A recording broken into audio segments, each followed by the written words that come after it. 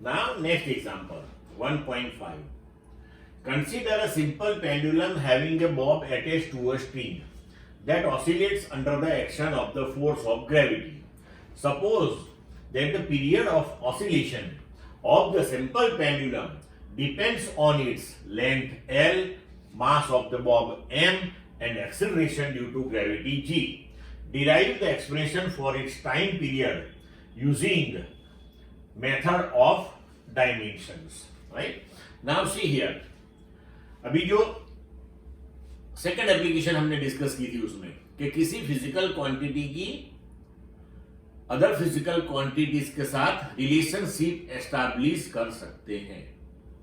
मतलब कि यहां पे हमें क्या करना है कि टाइम पीरियड का इक्वेशन डिराइव करना है। मतलब कि टाइम पीरियड की ये जो अलग अलग क्वांटिटीज हमें दी हुई है, length, mass and acceleration due to gravity, in terms of those physical quantities equation कैसे प्रिपेयर होता है।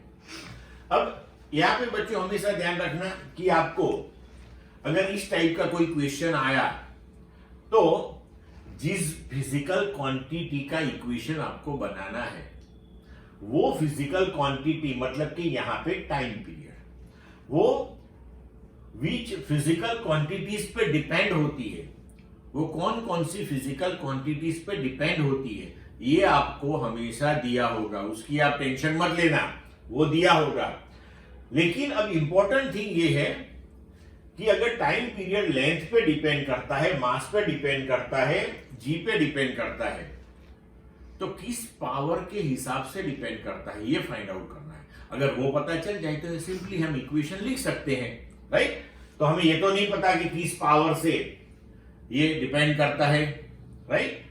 तो हम सिंपली पहले लिखेंगे कि T depends on L raise to x, G raise to y, M raise to z। यहां पे हमने प्रोपोर्शनलिटी कांस्टेंट इंट्रोड्यूस किया कि वो डायमेंशन लेस प्रोपोर्शनलिटी कांस्टेंट होता है। क्लियर? अब K डायमेंशन लेस कांस्टेंट है, x y z एक्सपोनेंट से हमें ये x y z find out करने हैं। अगर x y z मिल गए तो इक्वेशन लिख सकते हैं आराम से। Now here both the side के डायमेंशंस हम कंसीडर करते हैं अभी। तो dimensions of left hand side and dimensions of right hand side वो तो सेम ही होने चाहिए ऑब्वियस है, तभी तो अपनी इक्वेशन करेक्ट आएगी, अदरवाइज नहीं आएगी। तो ये दोनों साइड के सेम लेके ही हम चलते हैं। अभी लेफ्ट हैंड साइड टाइम है, पीरियोडिक टाइम मींस टाइम, सो उसकी डायमेंशनल फॉर्मूला हो गई L0 M0 T1। अभी राइट हैंड साइड की देखो तो के तो डायमेंशन लेस प्रोपोर्शनलिटी कांस्टेंट है, उसकी कोई डायमेंशन नहीं है तो लिखने की जरूरत नहीं है उसके डायमेंशन। लेंथ का L1 raise to x, G acceleration L1 T minus 2 raise to y, mass M1 raise to z।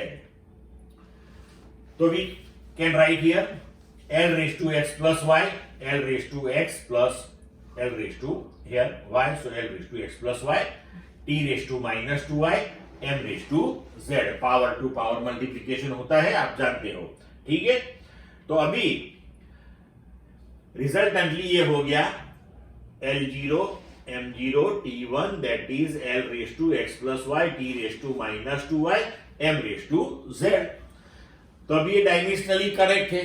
इसका मतलब ये हुआ कि M L T के दोनों साइड के जो एक्सपोनेंट से, जो पावर से, सेम ही होंगे।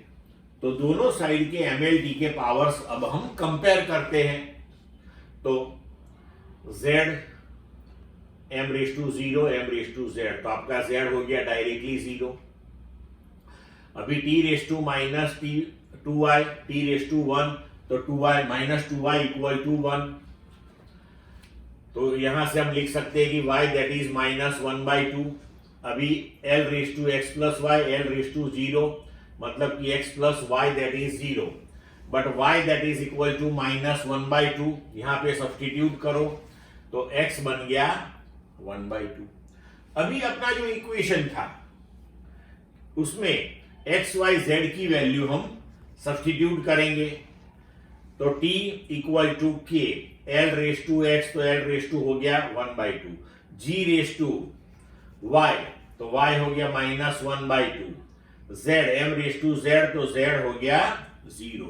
यहां पे देखो very beautiful thing of this method, हमें ये दिया हुआ था कि periodic time length mass acceleration due to gravity पे डिपेंड होता है, लेकिन वो मास पे डिपेंड नहीं होता है। तो ऑटोमेटिकली देखो आपका मास निकल गया, m रेस टू 0 मीन्स 1, तो हम लिख सकते हैं इसको t equal to k under root l/g, m discard हो गया ऑटोमेटिकली। सो इस तरीके से हम इजीली किसी भी फिजिकल क्वांटिटी की in terms of some other physical quantities equation prepare कर सकते हैं।